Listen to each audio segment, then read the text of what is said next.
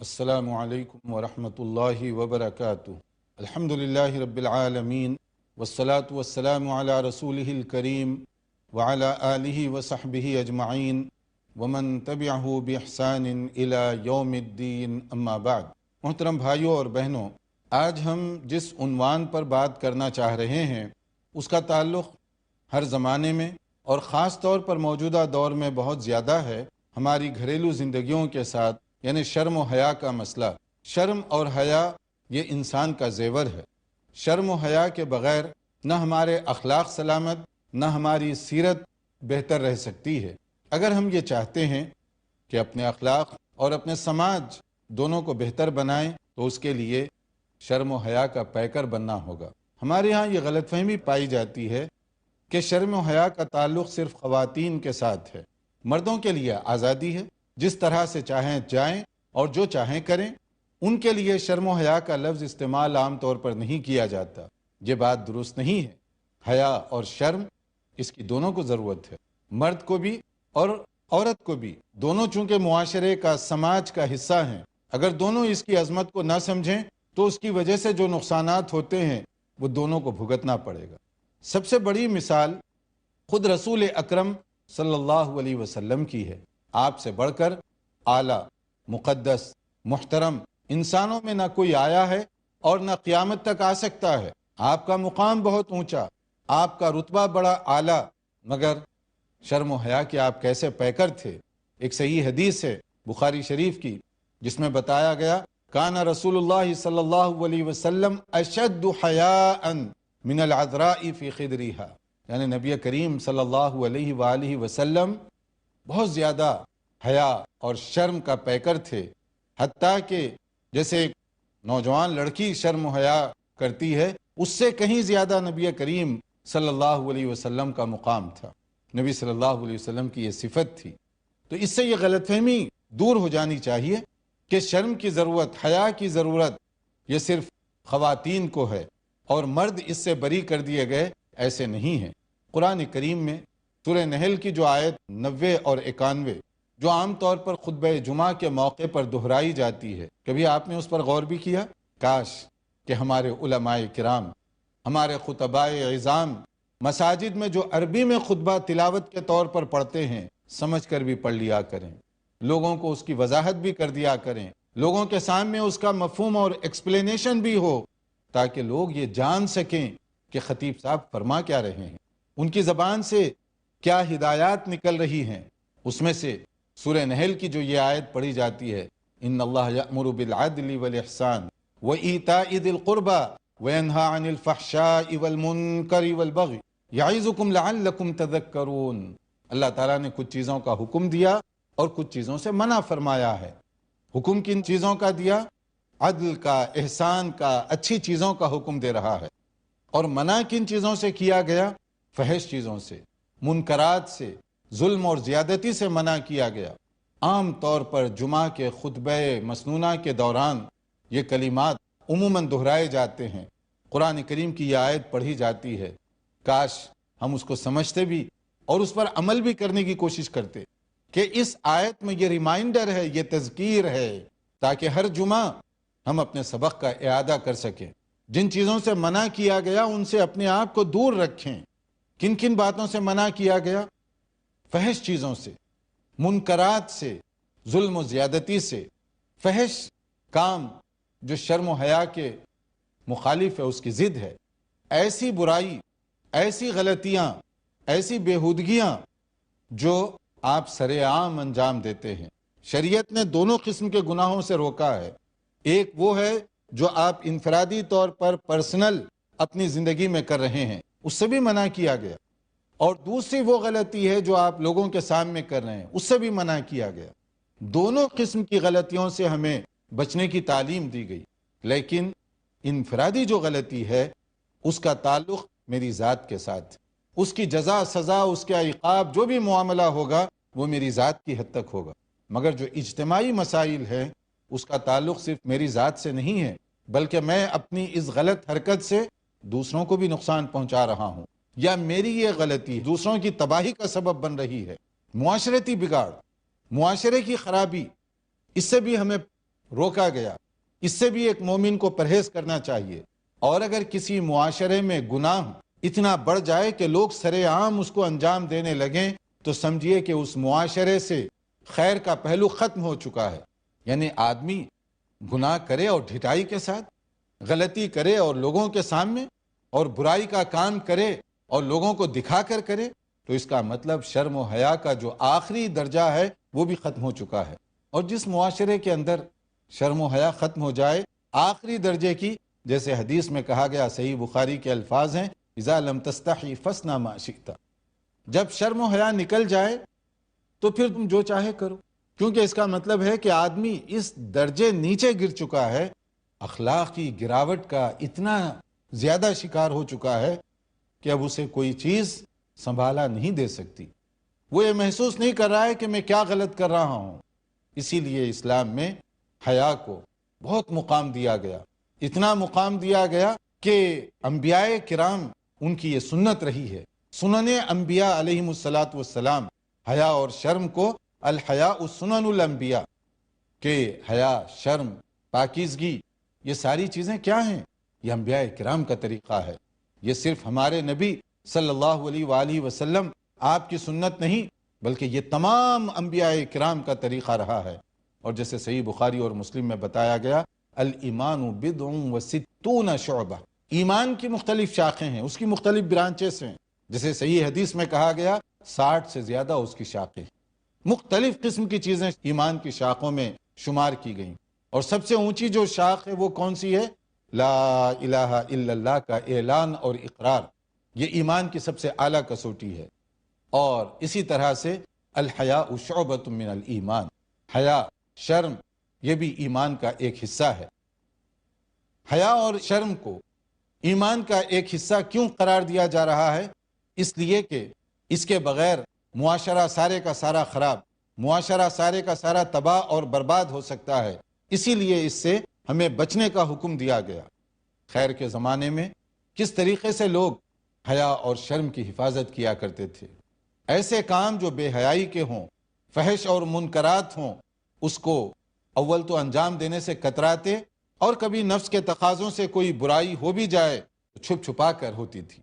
مگر اب ان برائیوں کے ساتھ وہ جو تصور ہے گناہ کا، وہ فیلنگ گناہ کی، وہ ختم ہو چکی ہے، اور آدمی ڈٹائی کے ساتھ لوگوں کے سامنے سرے عام گناہ کر بھی رہا ہے، فحش اور منکرات میں ملوث بھی ہے، اور دوسروں کو اس کی طرف دعوت بھی دے رہا ہے۔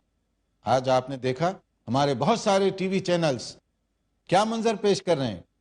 کیا آپ اپنے بیٹے اور بیٹیوں کے ساتھ بیٹھ کر، کیا کوئی شخص اپنے بھائی اور بہنوں کے ساتھ بیٹھ کر، کیا کوئی شخص ماں باپ کے ساتھ بیٹھ کر وہ مناظر دیکھ سکتا ہے؟ یہ بے حیائی کے مناظر ہمارے اپنے گھروں میں عام ہوتے چلے جا رہے ہیں، اور جب اس طرح کے مناظر گھروں میں دیکھیں گے ہم ٹی وی کے ذریعے سے، تو کیا اپنی اولاد پر اس کا کوئی اثر نہیں ہوگا؟ اگر کوئی یہ سمجھتا ہے کہ میں جیسے چاہے فلمیں دیکھتا رہوں اور بچوں پر اس کا اثر نہیں ہوگا، تو اس کا معنی یہ ہے کہ وہ احمقوں کی جنت میں زندگی گزار رہا ہے۔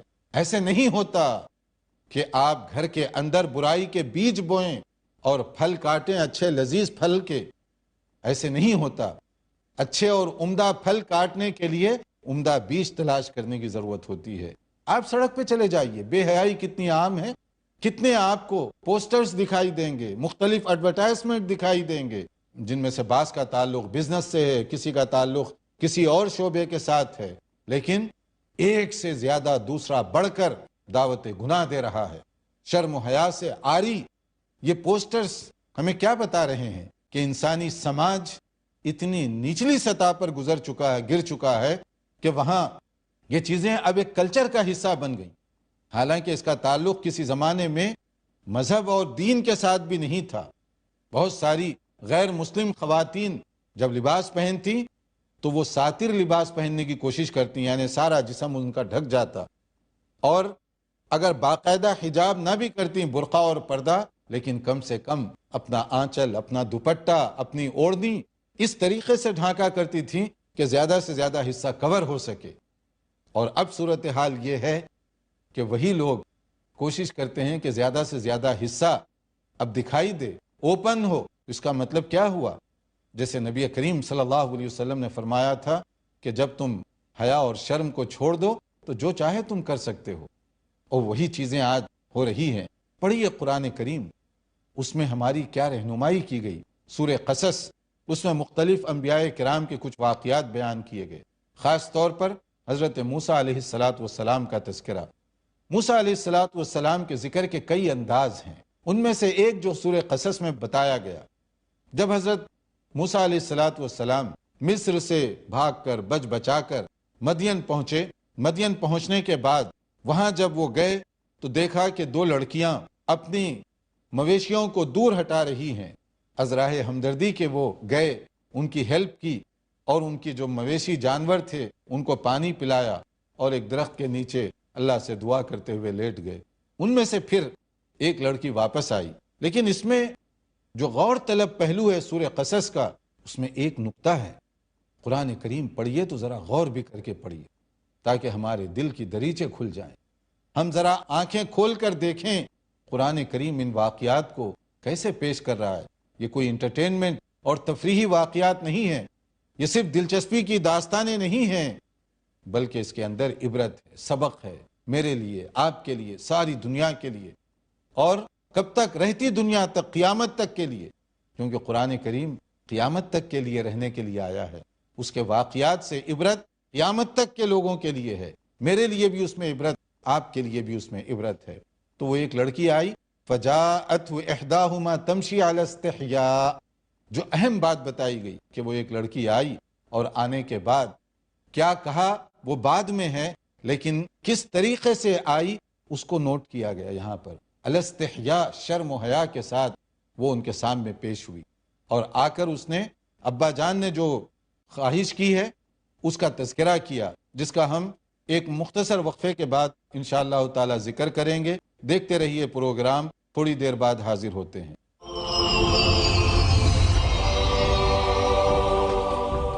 وقفے کے بعد دوبارہ آپ کی خدمت میں حاضر ہیں۔ ہم ذکر کر رہے تھے سورہ قصص کا ایک حصہ، جس میں حضرت موسیٰ علیہ السلام نے وہ لڑکیوں کے جو مویشی ہیں انہیں پانی پلایا، اور پھر اس کے بعد ایک لڑکی آئی، اور وہ کس طریقے سے آئی جس کو سورہ قصص میں بیان کیا گیا۔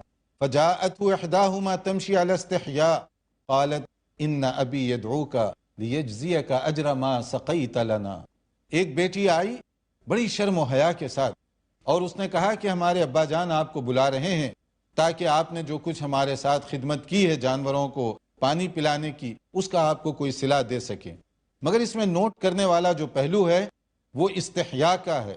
شرم میں ڈوب کر وہ آ رہی ہے، شرم میں ڈوب کر وہ حضرت موسیٰ علیہ السلام سے اپنے ابا جان کی جو فریاد ہے وہ ان کے سامنے پیش کر رہی ہے۔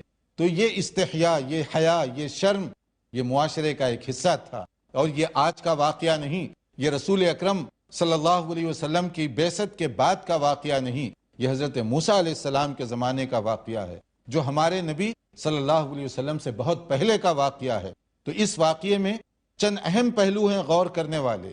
ایک تو یہ ہے کہ اگر عورتیں کبھی اجنبی مرد کے ساتھ بات کرتی تو کس طریقے سے شرم و حیا کے ساتھ بات کرتی، یہ پوائنٹ اس میں نوٹ کرنے کا ہے۔ دوسرا یہ کہ اجنبی آدمی کے ساتھ ایک اجنبی عورت کا ملنا کس طریقے سے اس زمانے میں بھی معیوب سمجھا جاتا تھا۔ تیسرا یہ کہ بیٹیوں کا کام کاج کے لیے نکلنا بلا ضرورت اس زمانے میں بھی کیسے معیوب سمجھا جاتا تھا۔ اس لیے ان بیٹیوں نے موسیٰ علیہ السلام کو سب سے پہلے یہی کہا تھا، وَأَبُونَا شَيْخٌ کبیر، کہ ہمارے ابا جان یہ بہت بزرگ اور بوڑھے ہیں، وہ یہ کام نہیں کر سکتے، اس لیے ہمیں یہ کام کرنا پڑ رہا ہے۔ تو اس واقعے کے اندر کئی پہلو ہیں جن پر ہم غور کریں تو بہت ساری چیزیں اس کے اندر سمجھنے کے لیے نکل سکتی ہیں۔ تو رسول اکرم صلی اللہ علیہ وسلم نے بھی انہی چیزوں کو باقی رکھا، انہی چیزوں کو آگے بھی جاری رکھا۔ اس لیے آپ دیکھیے کہ شرم، حیا، اس کو کس کس طریقے سے اور کن کن موقعوں پر ذکر کیا گیا۔ حیا یہ معاشرے کا زیور ہے، یہ معاشرے کی ترقی کے لیے بہت ہی ضروری چیز ہے۔ اسی لیے بخاری اور مسلم میں ایک بات بتائی گئی کہ شادی بیاہ کے مسئلے میں بھی لڑکیوں سے بات کر لیا کرو، مشورہ کر لیا کرو کہ جہاں تم رشتہ دے رہے ہو بچی بھی اس سے راضی ہے، بچی بھی اس کو پسند کرتی ہے یا نہیں ہے۔ تو حضرت عائشہ رضی اللہ تعالیٰ عنہ، خیر کا زمانہ تھا، حضرت عائشہ کو بڑا تعجب ہوا انہوں نے فوری پوچھا کہ اللہ کے نبی صلی اللہ علیہ وسلم، جو باکرہ لڑکی ہے، جو مطلقہ یا بیوہ نہیں، پہلی شادی ہو رہی ہو، تو وہ تو بہت شرم آئے گی، وہ کیسے اپنے ابا سے یہ کہے گی کہ ہاں ہمیں یہ رشتہ منظور ہے یا نہیں ہے؟ اس لیے کہا کہ ان البکر تستحی، کہ باکرہ جو لڑکیاں ہیں وہ تو حیا کریں گی، وہ جواب کیسے دے سکیں گی؟ تو نبی صلی اللہ علیہ وسلم نے کیا فرمایا؟ قال رضاها سمتها، کہ اس کی رضامندی کی علامت ہے کہ وہ خاموشی اختیار کر لے۔ اگر وہ لڑکی کے سامنے بات ہو رہی ہے اور وہ آبجیکشن نہ کرے، اعتراض نہ کرے، تو اس کا مطلب ہے کہ وہ راضی ہے، اتنی ہی بات اس کے سامنے کافی ہے۔ ہاں البتہ اگر کوئی بیوہ ہے، مطلقہ ہے، تو اس کے ساتھ تو باقاعدہ ڈسکس کی جائے گی، اس کے ساتھ تو باقاعدہ مشورہ لیا جائے گا۔ لیکن اس میں پوائنٹ جو سمجھنے کا ہے وہ یہ کہ شادی، رشتہ وغیرہ کے موقع پر بھی بات کرنے کا حکم دیا گیا۔ اور اس میں دوسری بات یہ ہے کہ خیر کے زمانے میں، اور وہ لوگ جن کے اندر یہ خیر کی باتیں ابھی بھی پائی جاتی ہیں، وہ اس طرح کے عنوانات اور اس طرح کے ٹاپک پر جب بات کریں تو بہرحال وہ جو نزاکتیں ہیں ان کو وہ سامنے رکھ کر گفتگو کرتے ہیں، بہت کھلے عام اور بہت ہی اس طرح سے گفتگو نہیں کرتے کہ بچیوں کے لیے بھی وہ تکلیف کا باعث بنے یا خود اپنے لیے بھی وہ تکلیف کا باعث بنے۔ یہ تو ہو گئی خیر کی باتیں۔ اب آئیے ہم چلتے چلتے یہ بھی دیکھیں کہ معاشرے میں اس وقت کیا رجحانات پائے جاتے ہیں۔ معاشرہ اس وقت کتنی نچلی سطح پر گزر چکا ہے۔ حدیث میں جو پیشن گوئی فرمائی گئی تھی قیامت کی نشانیوں میں سے، وہ نشانیاں ایک ایک کر کے سامنے آتی جا رہی ہیں۔ شرم و حیا کا اٹھ جانا یہ قیامت کی نشانیوں میں سے ایک نشانی ہے۔ کیسے شرم و حیا ختم ہو گئی؟ جس کی میں نے پہلے مثال دی، گھر گھر ٹی وی چینل پر آنے والی فلموں کو اور اس میں پیش کیے جانے والے مناظر کو، حتیٰ کہ بعض اوقات تجارتی ایڈورٹائزمنٹ لیکن کس بےہودگی کے ساتھ پیش کیے جاتے ہیں، آپ دیکھ سکتے ہیں اس کو۔ اسی طرح سے قیامت کی نشانیوں میں سے ایک نشانی یہ فرمائی گئی، نساء کاسیات عاریات ممیلات مائلات۔ قیامت سے پہلے ایسی خواتین کی کثرت ہو جائے گی کہ جو لباس پہننے کے باوجود برہنہ دکھائی دیں گی، عریاں دکھائی دیں گی، اور وہ خود بھی برائی کی طرف مائل ہوں گی اور دوسروں کو بھی برائی کی طرف مائل کرنے کا سبب بنیں گی۔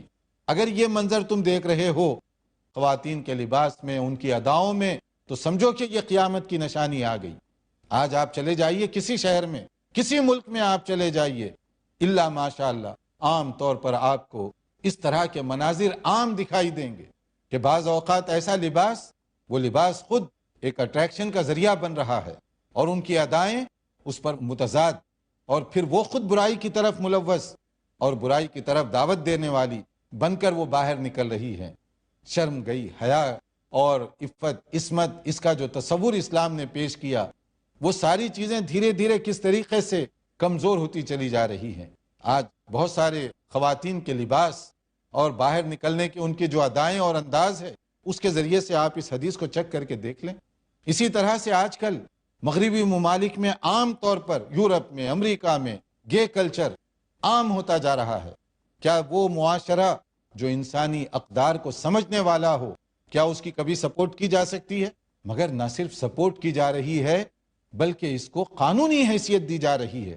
یعنی چوری اور سینہ زوری، اللہ کے قانون کو توڑ بھی رہے ہو تو سینہ تان کر توڑ رہے ہو۔ آپ دیکھ لیجئے کتنے ایسے یورپ کے ممالک ہیں جہاں اس کو قانونی حیثیت دی گئی کہ مرد کی شادی مرد سے ہو رہی ہے اور اس کو کہتے ہیں کہ رجسٹریشن بھی کروائی جائے، ان کے حقوق ہیں وہی اس کپل کو حقوق ملیں گے جو میاں بیوی کے حقوق اس ملک کے اندر دیے گئے ہیں۔ تو وہ معاشرہ کتنی نچلی سطح پر اتر چکا ہے۔ حالانکہ یہ مذہبی طور پر آپ دیکھیں گے کسی مذہب میں اس کو جائز نہیں قرار دیا گیا، چاہے وہ عیسائیت ہو، چاہے وہ یہودیت ہو، چاہے وہ بدھسٹ ہوں، ہندو ہوں، مختلف قسم کے مختلف جو مذاہب کے ماننے والے ہیں، آسمانی یا غیر آسمانی، وہ لوگ اس کو اچھا نہیں سمجھتے، مگر اس کو قانونی حیثیت دی جا رہی ہے کہ ہم اللہ تعالیٰ کے قانون کو توڑیں گے، سینہ تان کر توڑیں گے، کر لو کیا کرتے ہیں۔ حالانکہ یہ وہ برائیاں ہیں جس کی وجہ سے ایک پوری قوم حضرت لوط علیہ السلام کی تباہ و برباد کر دی گئی۔ اللہ تعالیٰ کا عذاب ایسے آیا کہ آسمان سے شعلے ان پر برسائے گئے اور زمین میں زلزلہ پیدا ہوا، اور پھر اس کے بعد کس کس طریقے سے ان کو تباہ کیا گیا۔ فلما جاء امرنا جعلنا عالیہا سافلہا وامطرنا علیہا حجارۃ من سجیل منضود، کہ آسمان سے پتھر برسا کر ان کو ختم کر دیا گیا اور زمین کو تلپٹ کر دیا گیا کہ تمہارا وجود زمین کے اوپر بھی نہیں رہ سکتا، مگر اس کو قانونی حیثیت دی جا رہی ہے اور سمجھتے ہیں کہ اب یہ چیز ہمارے لیے کوئی رکاوٹ نہیں بننی چاہیے۔ قرآن کریم کو دیکھیے، سورہ نور کی مختلف آیتیں 30 اور 31 خاص طور پر، جس میں ہمیں تو غض بصر کا حکم دیا گیا۔ غض بصر، آنکھوں کی حفاظت، نظروں کی حفاظت، مردوں کے لیے بھی عورتوں کے لیے بھی۔ مردوں کی نظریں وہاں نہ جائیں جہاں منع کیا گیا، عورتوں کی نظریں ادھر نہ جائیں جہاں ان سے منع کیا گیا، تاکہ یہ راستہ اس کو روکا جا سکے۔ یعنی آنکھوں میں شرم و حیا کا پانی ہو۔ اگر آنکھوں میں شرم و حیا کا پانی ہوگا تو پھر غلط جگہوں پر آنکھیں نہیں جائیں گی۔ البتہ اس میں یہ بات بھی ذہن میں رہے کہ شرم و حیا کا مطلب یہ نہیں ہے کہ ہم حق بات کہنا چھوڑ دیں۔ جیسے بعض لوگ کہتے ہیں کہ شرم کی وجہ سے میں حق بات نہیں کر سکا، یہ غلط ہے۔ آپ حق بات کہیں، وہاں شرم رکاوٹ نہ بنے آپ کی، سچی بات کہیں وہاں رکاوٹ نہ بنے۔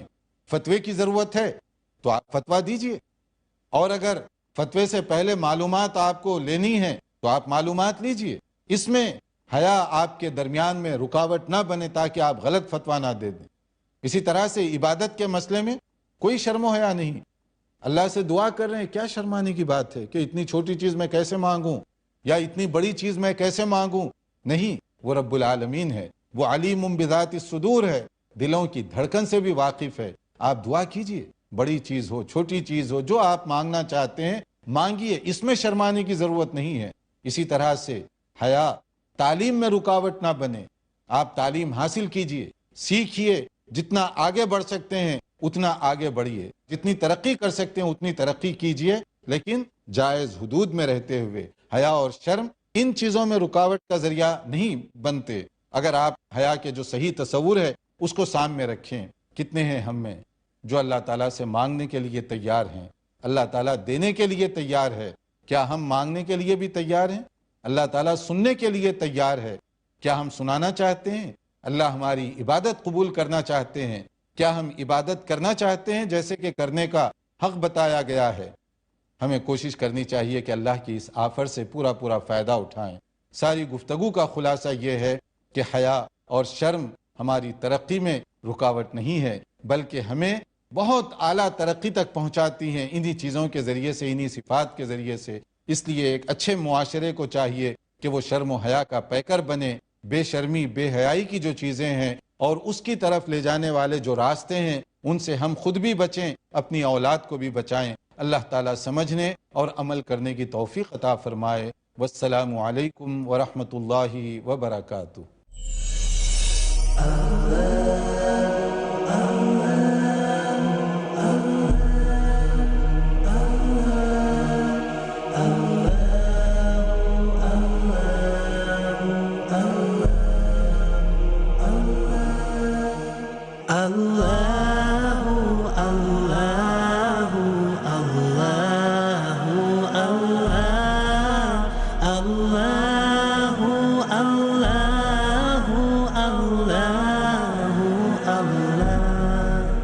كنز الكرم